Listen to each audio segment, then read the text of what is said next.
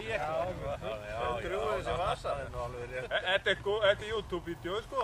Já, þetta fyrir út allan heim.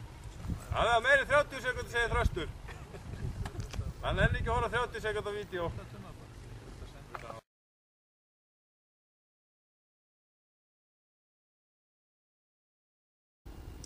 Frímann var í 3. sæti á tímanum 3:42. Eysteinn var í öðru, tímanum 3:37. Og Böðvar var í 1. sæti á tímanum 3:31. Böddinn, sko. Það er gott hjá. Þetta er tímsóttan heitinn. Og hver er bestir? Esso!